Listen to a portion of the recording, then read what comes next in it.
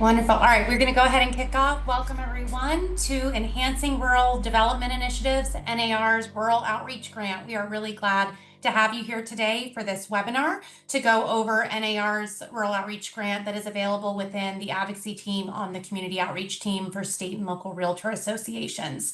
Many of you may have used this grant over the years. If you haven't used this grant, then welcome. We hope you'll learn a lot about it and prepare to use it in future years. Um, One note, as we get started, I want to share during the session, we will be taking questions from the audience. And so take a look at the Q&A function at the bottom of the webinar, where you're welcome to answer your questions. And then after the webinar, we are going to ask that you respond to a brief survey. So please stay tuned. It's going to show up in your browser to ask you to provide feedback on your experience. Finally, this webinar is being recorded and it will be posted on the Community Outreach Webinars page on the NAR website in the coming weeks. So please stay tuned for that. So let's go ahead. All right, so the Rural Outreach Grant within NAR's Community Outreach Team is, like as it said, is available to state and local realtor associations. I do want to share a couple notes on the Community Outreach Team and our grants and resources in our department. As we get to the end of the webinar, you're going to hear about the totality of a summary of the totality of the grants and resources available to your state and local realtor association. And what I want to highlight is that if you are looking for grants in 2025 for your realtor association, we actually just have closed out funding for the grants as of this past week. So at this point, as you're learning about the Rural Outreach Grant, we're starting to make plans for 2026, and those grant applications will be opening in January. So stay tuned. We are you'll see a little bit later in the webinar, you'll briefly meet my colleagues Christine Windle and Hugh Morris, who are also grant managers within the Community Outreach Department, which is where the Rural Outreach grant lands. So one thing I do want to note for our rural associations, while NAR is absolutely available to you as a resource, certainly make sure to be in touch with your state associations that are available to you for resources, brainstorming. We know many of the associations using the Rural Outreach Grant are associations that are smaller in size and have less resources. So part of the benefit of the Rural Outreach Grant is really to support you in your education and community development related to initiatives related to advocacy, to help you educate, advocate, and engage in your local community to advance rural issues. And so if this Rural Outreach Grant is available for to serve municipalities that are rural in nature that have a population of 30,000 people or less. So if you are serving a footprint that includes municipalities that fit that bill, then that's what this Rural Outreach Grant is for. So to kind of start going over it here, you're going to hear some success stories later, but I'm going to give you a summary of the grant before we go into the success stories for you to learn about examples of how you can use this grant going forward. So the Rural Outreach Grant, as I mentioned, it's to support initiatives on a wide range of rural issues. So it can cover things like broadband, disaster recovery relief, open space preservation, issues that are specifically rural in nature. It can cover planning and zoning issues. But one thing we highlight with the planning and zoning issues is that they are planning and zoning issues that are specifically rural in nature. So if you have a planning and zoning issue that also fits in another community that is not rural, it may be that fits within a different grant within the community outreach team. So if you have something like setback requirements that are rural in nature specifically, or zoning around well and septic, that's the type of issue that might fit within a rural outreach grant. The Rural Outreach Grant level 1 is up to $3,000 that is to fund classes, developing educational materials, stakeholder meetings, or convening a task force. So the most common use of the level 1 is well and septic classes. It can be used for a number of other things as well. You're going to hear an example later of a level 1 grant that is a class, but it's very commonly used for well and septic classes. The level 2 is for broad-based community initiatives. This can be conferences, workshops, forums. It can be contributing to development of policy, ordinances, legislation, research, studies, or reports. So this is where you're getting broader beyond just targeted training toward, whereas level 1 is for targeted training towards your members. The level 2 is getting at that community-based support. I also want to highlight that we have a number of resources available to help you learn about how you can use the Rural Outreach Grant. And we'll go over these a little bit more later, but we have our success story database, which is on the realtorparty.realtor website under the media tab. And you can type in the word rural and you can see a number of success stories of other associations who are doing great work. We've been expanding our volume of rural outreach grant success stories recently. So while we've had a number of those over time, we're really building up these resources right now to enhance your ability to use the Rural Outreach Grant. Since the Rural Outreach Grant is the newest grant within our department, it's relative. It came into the community outreach team a few years ago, but we're building up our resources so that you're better armed to use this grant in your association. We also, in the next month, so stay tuned in July to keep an eye out for the various advocacy channels, Gadfly, Realtor Party News, to stay tuned for our new Rural Outreach Toolkit, which is coming soon. It's going to outline summaries of the types of initiatives that you can use this grant for. It's going to give success stories and examples. It's going to give referrals to resources. So that toolkit is going to be a really amazing tool that will live on the Rural Outreach Grant landing page. And I will highlight that at the end of this, within the next week, you are going to get a copy of the recording for this webinar. You are also going to get a number of links to some of these resources that we're going over, including the success story database. And keep an eye out for that email because you can click through all of it. Feel free to forward it along to your team because all of those will be ways that you can learn to prepare for the 2026 using the Rural Outreach Grant in 2026. So I am going to go ahead and pass it off. We're going to keep going to our success story panel, where, like I said, you're going to hear some stories from associations, both state and local, who have used the Rural Outreach Grant very successfully over the last few years. So we're going to go in the order that's on the screen, and I'll pass it off to our folks here. But we're going to start with Linda Hani, who is a realtor with the Iron County Board of Realtors. Linda has led the charge on a class that they developed in Utah to serve regarding transactions related to water rights. So she's going to speak for a little while to share about that. Then we're going to go to Maggie McShane, who is the Senior Vice President of Government Affairs at the Indiana Association of Realtors. She's going to share about a rural outreach conference that they used grants. They teamed up with a number of associations to use grants to hold a conference that focused in on rural issues, including broadband. And then you were going to hear from Nick Stout, who's the communications director for the Idaho Realtors, where they've done a guidebook on open space preservation in Idaho. So you're going to hear from each of them.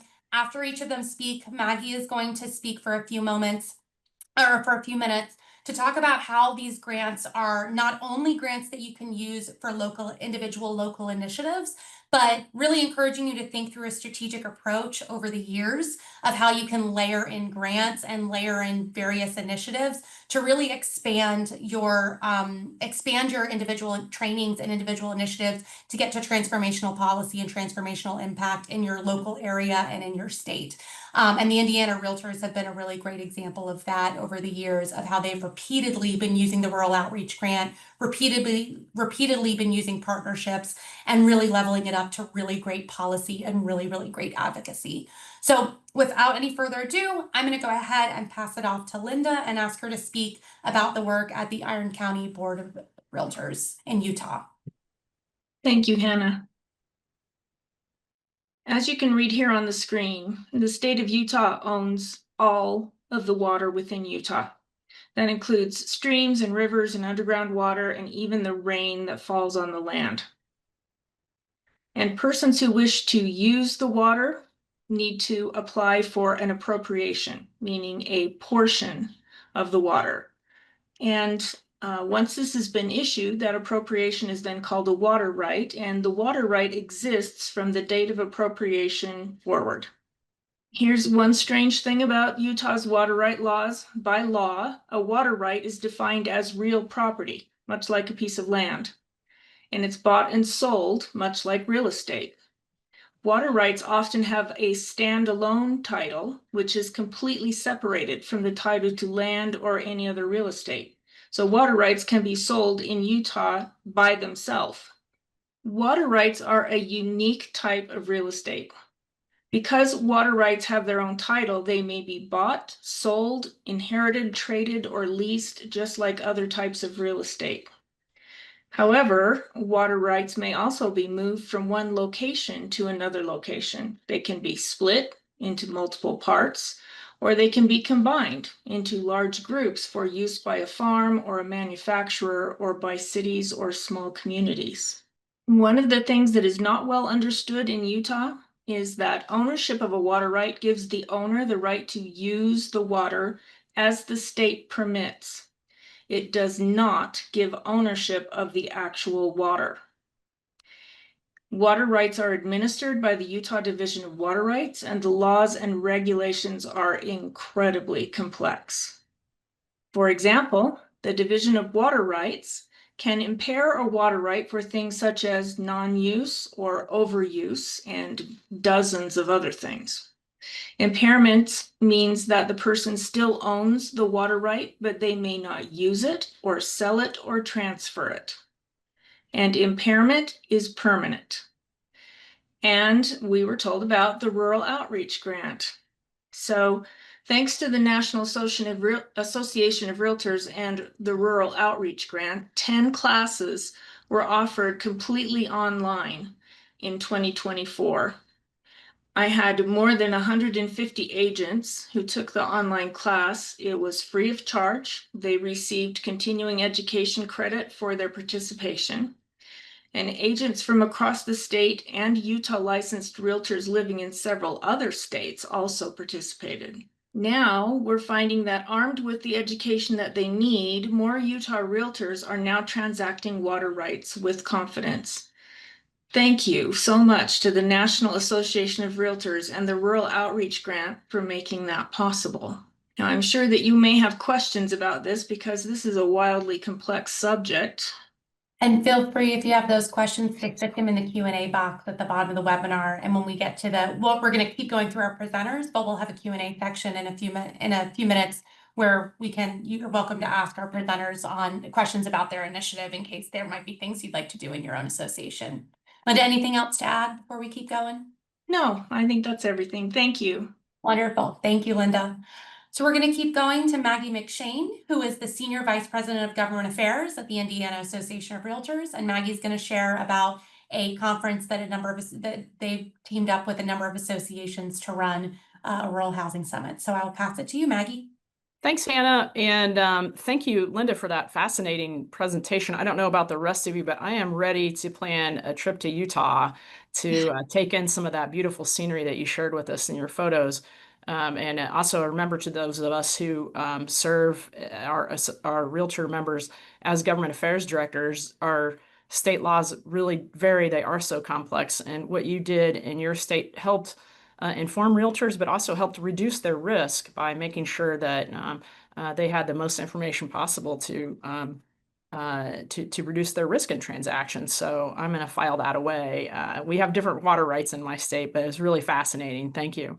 I'm going to move on to a different type of success story, one that we were able to undertake in my small state, Indiana. I live in a major metro area, but most of my state is rural. And in the state of Indiana, many of our local associations don't have professional government affairs staff. And so our state association several years ago took it on as a strategic priority to enhance the service that we could provide our local associations through helping them with many of the realtor party initiatives and government affairs type support. And so we've taken that on a little bit at a time. And so in the capacity of our NAR grants programs, one of the services that we've helped our local associations with is both identifying opportunities for them to use grants like the Rural Outreach Grant, so identifying opportunities for them and then helping them apply for those grants. So in that vein, we, as at the state, had committed to adding an additional membership outreach activity, statewide activity that targeted rural housing. And this is going to be, I'm going to have a multi-year story to tell you a little bit, but I'm going to go specific right in with the specifics of how we used the grant program. We partnered with a number of local associations to help support the concept of a rural housing summit.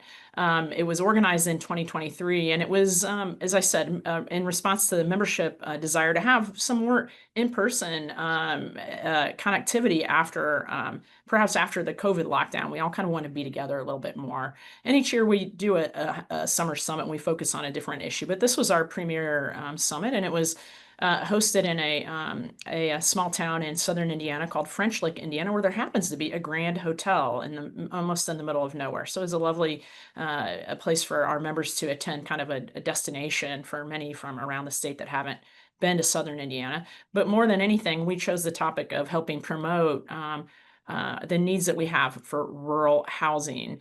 We have like many of the rural counties around the nation, not enough housing being developed. And so rural counties adding new units at less than half the statewide rate from 2010 to 2022 was one of the priority reasons that we chose to focus on this housing summit. So go on to the next slide there, Megan.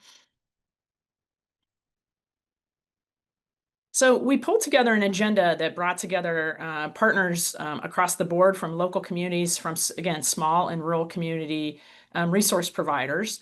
And we asked our local partners at the local associations to consider applying for the rural outreach grants in order to sponsor portions of specific portions of the agenda. And this is hard to read. I've thrown this up as just a sample of what the agenda was, but primarily, as you can imagine, things like water issues, a little different than our Utah water rights, but water issues, we have counties that don't have any zoning at all, so coordination and planning opportunities are ripe. And also just the need, incentives to bring builders into communities where they don't have an economy of scale. And so for those of you that hail from fast-growing communities, these are problems that are unique to rural communities all over the country, where you really have a demand for new housing and resources, but very difficulty in supplying that and bringing that supply to market. In particular, we focused on the area of rural broadband, and it's hard, again, coming from a very densely populated area. I take it for granted that I have access to broadband that has almost everything to do with the quality of life of my family. But in many parts of the state of Indiana, we have residents that don't have that access. Not being able to have broadband access, as you can imagine, has an impact on home values, on quality of life, on kids' ability to get remote school, remote work, remote meetings like this. And again, something many of us take for granted, but in our smaller communities, they lack that. And so one project that we brought to this agenda was our participation as a state association and a coalition that was seeking to enhance the understanding of where gaps in broadband coverage occurred in Indiana. And we formed a coalition trying to identify areas where we needed investment in broadband, and sponsored a broadband speed test called the Indiana Speed Test with our partners in Farm Bureau, where we promoted the use of a speed test that you could do at your home to determine whether or not you had solid broadband access or none at all, or what speed it was. And we use that information, I'll talk about that a little later, to compile and comment to the federal government as they were looking at spreading resources across the states. And so our local partners were able to help us by co-sponsoring breakout sessions, lunches, keynote speakers, things like that, and help us also draw attention and draw attendees to this rural housing summit. So go on to the next slide. As I said before, one key focus of rural broadband was pulling this coalition together, doing the speed test.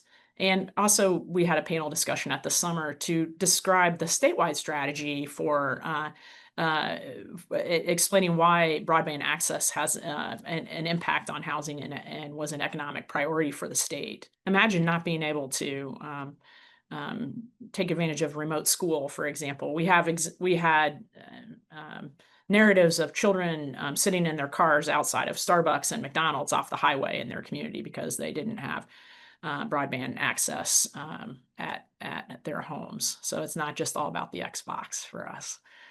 Go on to the next.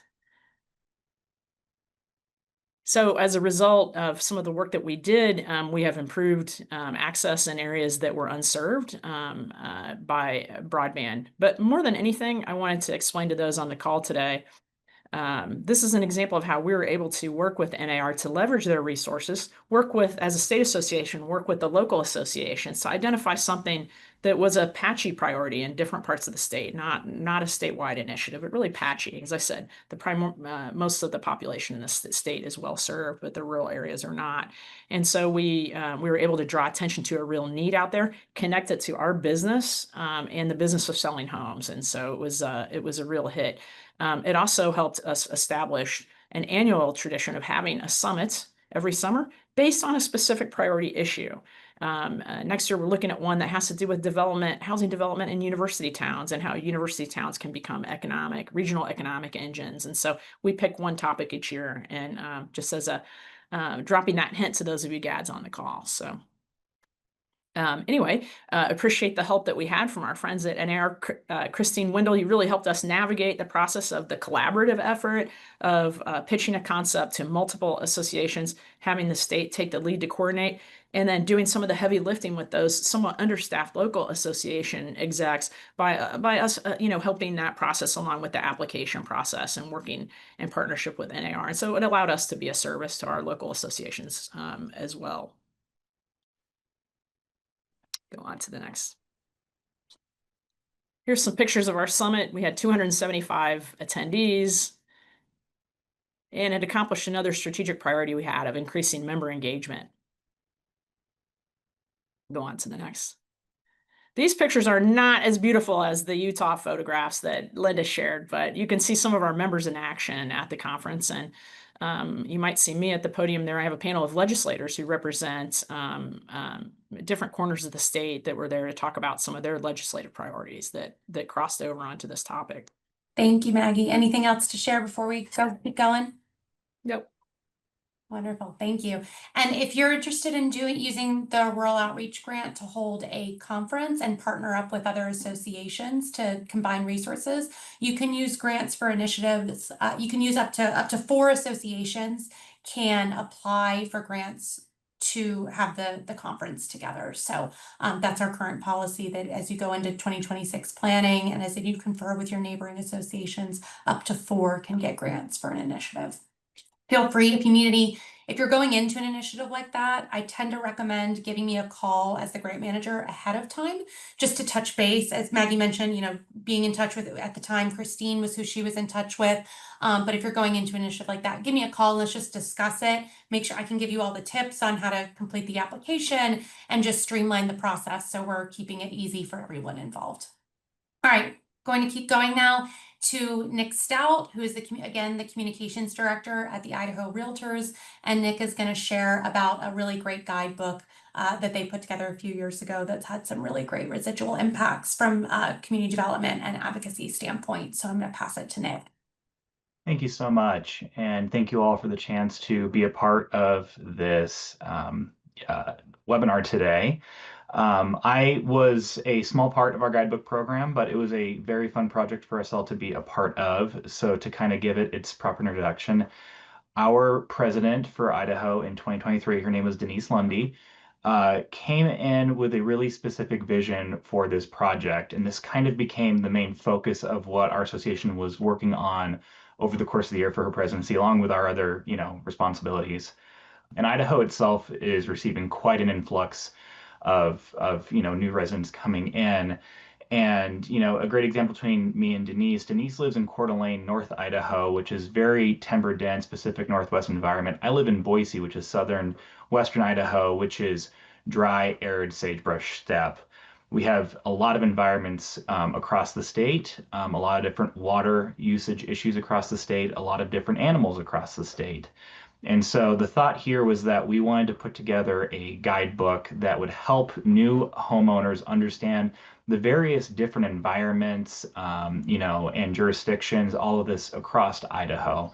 If you can go to the next slide, I maybe show you a couple different ideas here. So um, we utilized the grant to help ourselves recruit a design company to help us bring the best vision of this to life. So we worked really closely with the state universities, so University of Idaho.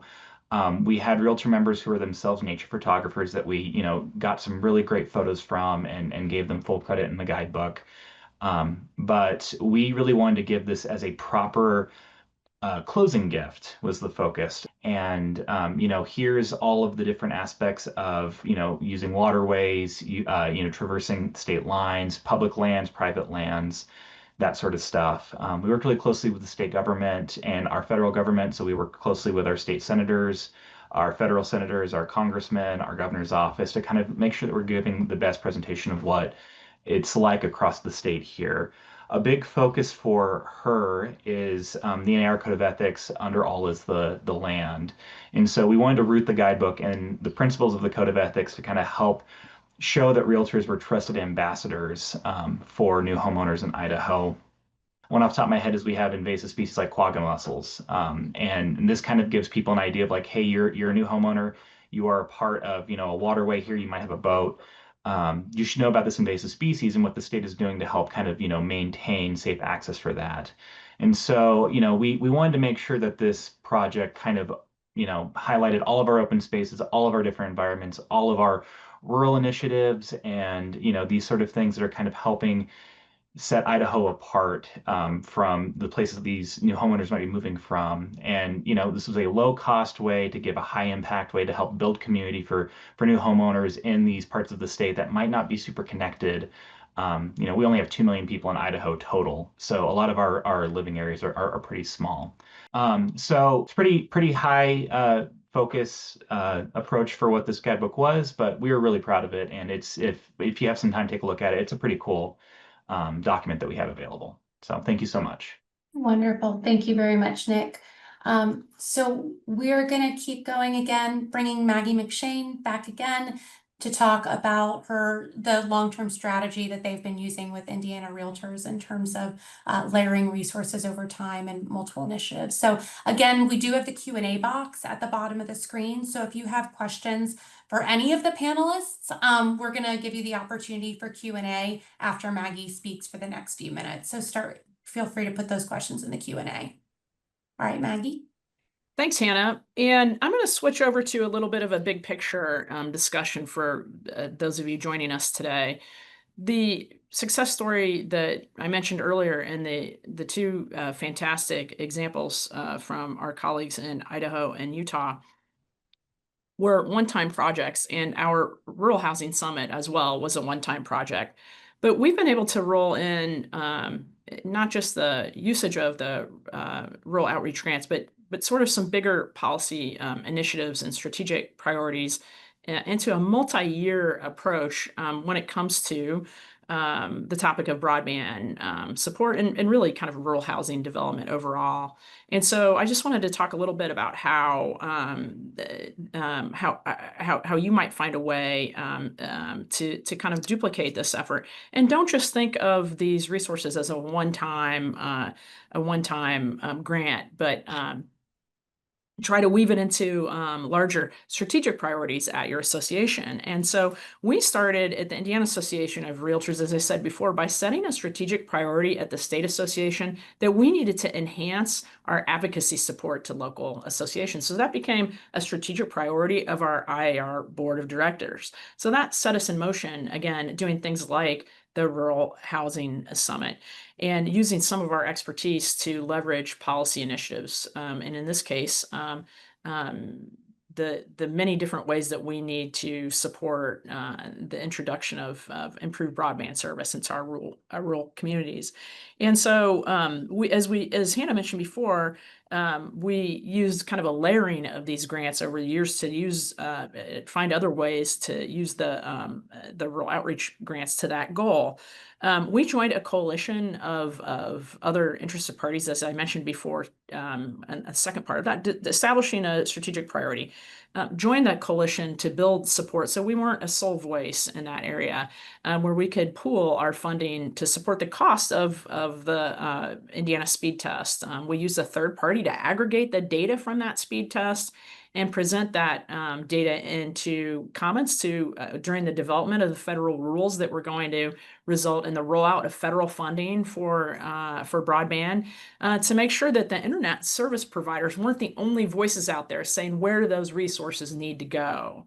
We thought that there probably was a little bit of a competition with internet service providers that have their own strategies about where it's more cost effective for them to run their service, and that we might want an independent voice about where that service was needed, where those gaps in service were. So that's a reason that we did that. So we were able to have an independent voice on behalf of homeowners to compete with those internet service providers when it came to submitting comments to the federal government in the discussion of where resources should be provided. So that was a secondary commitment. So we had our own cost commitment to that. So again, we start out with a strategic vision. We're starting to use our NAR grants. We have some skin in the game of our own, and we have a coalition. So we've got the need and we've got the support, and then we have the action plan.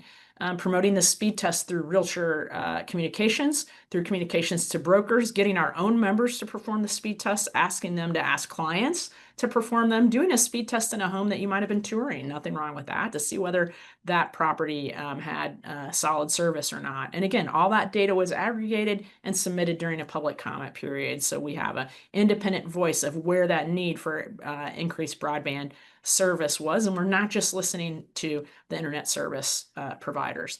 And so using that, that's when we wove in our summer summit to have a platform for us to talk about that. And again, that required a little bit of a financial commitment by the association, but we had a strategic priority set by our board. We were very effective in using the rural outreach grants, as I hope we have been in other support services provided to us by NAR, so much so that we took the initiative to develop our own state grant program that mirrors the NAR outreach grants and community outreach grants, and is funded through an assessment that we already had been collecting for issues mobilization and community outreach and things like that. And so for our members in Indiana, when a local association, for example, if they went to apply for a rural outreach grant right now and we're told, gosh, our budget has been exceeded for the year, they can then apply to our state association to help fill that gap. And so we mirror almost identically NAR's criteria, so we haven't complicated things for us, and we have a direct revenue stream through a very small portion of an advocacy fee that's a portion of our state association dues. And so that's a great way to add, again, enhancing. Remember, I started with a strategic priority to enhance our services to local associations, and so now we have our own IIR grant fund, very similar, and it mirrors almost identically NAR's. And by the way, the great working relationship that we had with NAR helped spur the idea to say, we want to be able to do this for our members too. And so, and finally, we were able to then develop policy positions for any kind of legislation that would come through. We knew where we stood on this issue. And as legislation and state funding became available for broadband needs, we were already in the game with that. And again, not just think of the home value of a property where you couldn't work remotely, or a second home, a cabin in the woods in southern Indiana, or, as I said, school kids that can't do remote school, let alone realtors coming and going using their vehicles as their offices and not being able to get a signal in order to reply to inquiries from clients. And so this is just a no-brainer for us. And so we, again, took, instead of just a very limited view of a one-time opportunity to leverage the grant, and we've built this into our strategic vision for where we want to take our association into the future, and how we want to provide good quality service to our members in rural areas and homeowners in those areas. So when you can try to look from 60,000 feet, you'll see we have an infinite amount of resources available to us as realtor organizations. It just takes a little weaving them together. And when you can tell a story like that to your members, they really see their dues money in action. And lastly, we're able to show dollars amounts to our members where we're bringing their dues dollars back into their local community. And best of all, we showed a sign of strength to our partners that we are players in issues that matter to our members and to their clients and in smaller communities. And so hopefully as we work through changes in the federal programs, those dollars will continue to flow through to the right places. And some with lots of changes, we know that may be in flux, but we're poised and ready to communicate with our state officials now to say, hey, these are priorities. This broadband is a huge priority for Indiana, and we're going to be a partner in helping make sure that our residents and our members are served through that. So just a little bit of an idea of how you can tie things together from 60,000 feet and push these, really push the limit on the grant programs, by the way. I'm sure you appreciate me saying that, Hannah. So it's good news for her if she says that, that the best thing that could come from calls like this is all of you have so many plans for 2026 that they're tapped out. And then think of some ways that your state association can enhance that if you ever have the opportunity. It's something to talk to for you GADs, it's something to talk to your members and your CEOs about ways to help fill those gaps. That this is a win-win for everybody. Wonderful. Thank you, Maggie. And I just want to reiterate the success story database that's on the Realtor Party website, realtorparty.realtor, under the media tab. All three of the success stories that we just featured have a article in there that you can read. And again, in the debrief email that you're going to get, it's going to have a link to the success story database. In addition to these 3 stories that have been spotlighted, there's numerous other stories that are featured in that success story database. And that database gets added to every month. So stay tuned. I'm going to go to the Q&A. We just have a couple questions. Again, please start putting, if you have questions for the panelists, please put those in the Q&A box. I'm going to read the first one was a technical question about the grant. It says, I know you mentioned level 1 is up to $3,000. Can you please restate what the level 2 is? I missed that. I apologize. The level 1, yes, is up to $3,000, and then the level 2 is up to $7,500.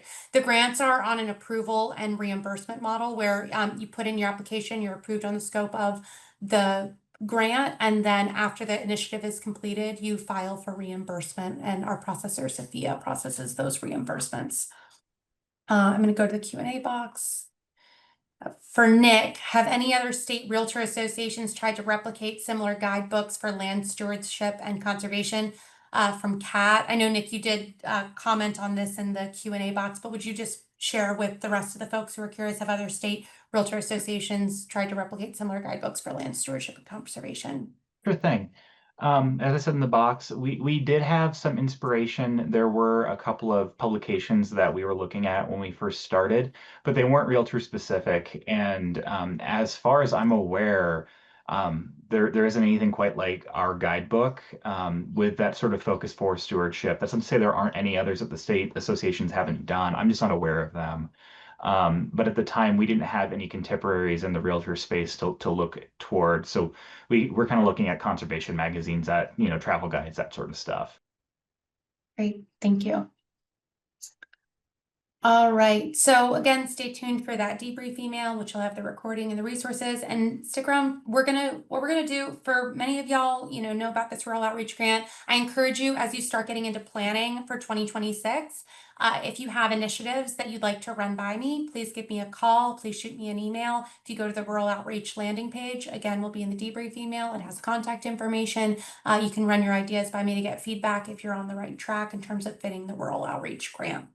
So I'm going to bring in Christine Wendell and Hugh Morris, who are my colleagues on the community outreach team.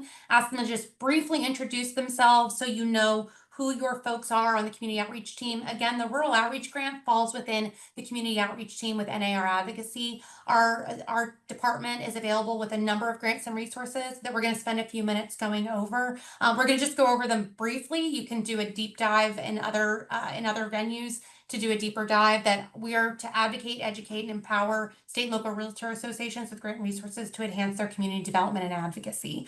So Christine and Hugh, would y'all mind just coming off mute to give a wave and say your name, your title, and the programs you manage? Hi, everyone. I'm Christine Wendell, the Director of Community Outreach. Thank you so much for joining us today. We're just so excited that you're here to learn more about the Rural Outreach Program. And thank you to our amazing success story panelists who really showed and demonstrated sort of the best use of these grants. I am in charge of general oversight of the Community Outreach Grant and Resource Program. And I also manage the Housing Opportunity Grant and the Land Use Initiative. Thank you, Hugh. Sure. Good afternoon, everybody. This has been a fabulous webinar. I've learned a lot. So kudos to everyone. So I'm Hugh Morris. I am the manager of the Community Development and Growth Program, and I handle the Smart Growth grants as well as the Transforming Neighborhoods resource, which is on the screen here. That next application period for that will open in December.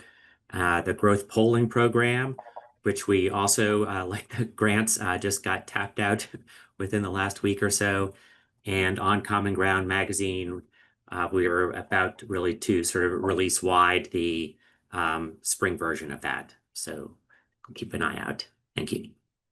Wonderful. Thank you very much. So reach out to any of the three of us to find out more about the community outreach grants and resources. We do have, again, we're going to give a summary here. There is a recording available on the community outreach webinars landing page that is about 2025 maximizing impact, that gives a deeper dive, as a deeper dive webinar that goes over each of these resources and as well as success stories. And then stay tuned for later in the year as we prepare for 2026.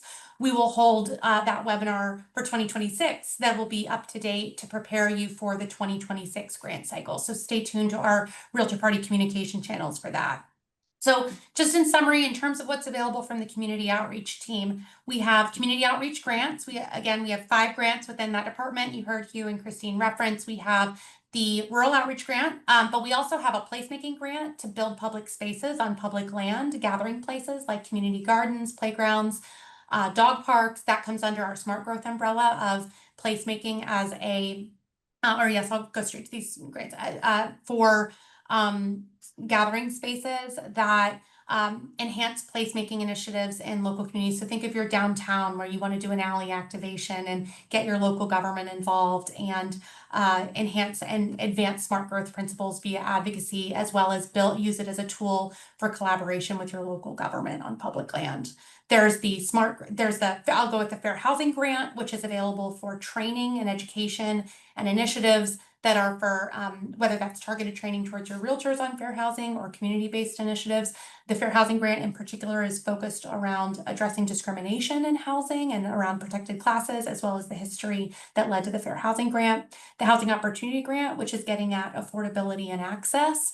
So think housing symposiums, initiatives around missing middle housing. So when you have initiatives that are working on affordability and access to improve housing accessibility in your community, that's where you want to work with Christine on the Housing Opportunity Grant. Again, tune into the webinar later this year, which will do a deeper dive on each of these. I'm just going to give a brief summary for right now.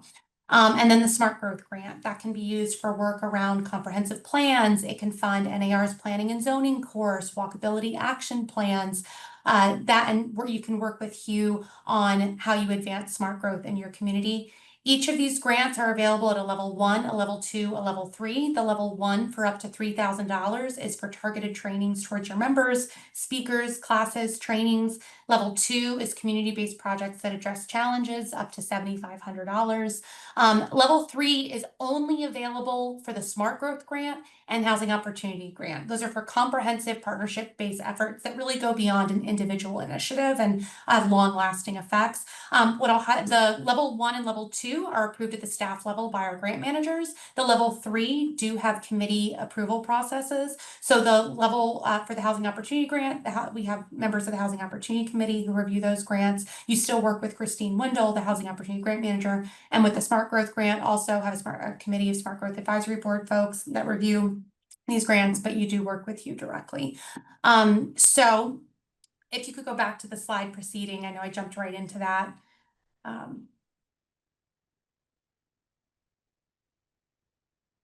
not quite work. Oh, okay. Takes just a moment. And we do have toolkits available for all of those grants with the Rural Outreach Grant coming soon.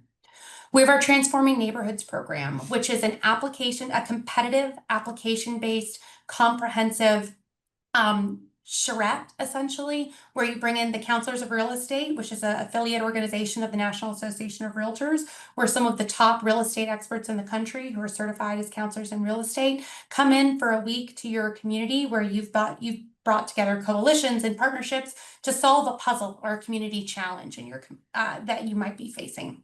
So those applications will open next. I'll stay tuned for those applications to open. Those will be announced in Gadfly, Realtor Party News. So they tackle key real estate challenges like commercial disinvestment, housing shortages, post-disaster redevelopment. So speak to Hugh if you'd like to learn more about the Transforming Neighborhoods program. The Land Use Initiative is legislative advice on proposed state and local measures harmful to real estate, such as transfer taxes, building moratoria, short-term rental regulations, and more. So we have a partnership with Robinson and Cole out of Boston, where they can weigh in if you have a proposed policy initiative in your local community that you would like expert insight into and talking points to address, especially if it's some kind of policy initiative that's outside of your area of expertise. In particular, that's where this can be particularly useful to get additional insights. There is a land use initiative database that you can get these you can read the confidential reports from other associations. These are for internal use to your association. They are confidential reports that are evaluating your own policy initiatives within your community. They are not legal advice, but they have really great insights for you. The state and local growth polling program, which leverages consumer opinions to advocate for housing supply and walkable communities. So this is to emphasize, this is not for political polling. This is specifically if there is a community development issue in your community that you'd like to get consumer insight. So for example, if you have a comprehensive plan that is coming up, and there was an example in North Carolina where they were developing their comprehensive plan and they wanted to get consumer community understanding of priorities around smart growth. And they brought in a state and local growth poll to inform the development of their comprehensive plan. So these are used for getting insight to develop your local advocacy, especially around smart growth and community development. On Common Ground magazine is published in the spring and the fall.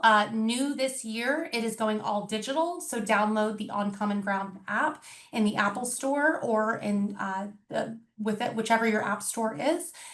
So On Common Ground magazine is articles on a focused topic. For example, the one we have right here is a past issue around zoning and innovation. Stay tuned. We do have the spring edition coming out soon. For your association, there is a digital toolkit that will be available. The focus for On Common Ground magazine is to be an educational tool on a focused community development issue that you can share with your local elected officials, where you get to really be providing the thought leadership to them on these issues that are important to the real estate community.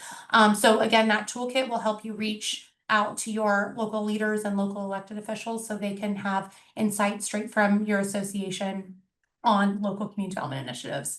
I'll just highlight in 2024, as I said, we did close out grants for 2025. So at this point, we're preparing for 2026.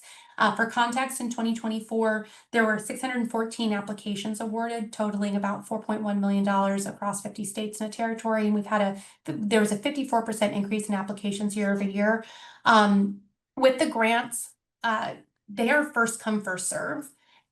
So make sure that if you're interested in applying for grants, apply for those early to make sure you have access to funding. Can we go to our next slide, or 2 slides? So if you are inspired, pardon me, we're going to keep going through this. If you are inspired to plan for 2026, and if you are interested in the Rural Outreach Grant, but maybe you're also interested in some of these other resources that we just listed that are available from the Community Outreach team, would recommend that you set up a community outreach planning session. These are Zoom calls with me, Christine, and Hugh, where we can strategize with you, where you can come to us with a advocacy-related challenge that you're looking to address in your community and strategize with us about what are the grants and resources available in our department. You can get live time feedback on if you're on track in terms of using the grants and resources. We can give you tips. We can share things like initiatives we're seeing in other local communities and do brainstorming with you to help tailor out your strategy for how you leverage numerous grants and resources over the course of the year. They're available on Wednesdays and Thursdays from 1 to 2, and we have a sign up genius on the Realtor Party website where you can sign up with these sessions to meet with us. These are internal community outreach planning sessions, meaning this is not where you invite your community partners. This is for your staff, maybe some of your leadership, to come strategize with us together. Go next slide. So if you have, I'm going to pause here for don't have any Q&A in the Q&A box. So I'm going to just keep going, that if going forward you have questions for our team, whether it's on the Rural Outreach Grant, you'd like to reach out to me, the manager of grants and resources, or if you have questions on the other resources in our department, or you want to reach out to Hugh or Christine, this is our contact information. Again, you will be getting a debrief email over the course of the next week that has a recording for this webinar, as well as links to resources. When you close out of this webinar, there will be a survey available for you to take in your browser. We do ask if you can complete that survey. We would be very appreciative. I do want to thank all of our panelists, Maggie and Linda and Nick. We're very, very grateful to have you to share about your initiatives. We hope you were inspired for how you can leverage the Rural Outreach Grant in your association next year. So start your planning now and over the next few months. Stay tuned for the grant application. We will have a new grant application portal, so stay tuned for that. And we will look forward, stay tuned to all of your Realtor Party communications channels, because we'll look forward to having you apply in 2026. So we'll go ahead and wrap up. Have a wonderful afternoon, everyone.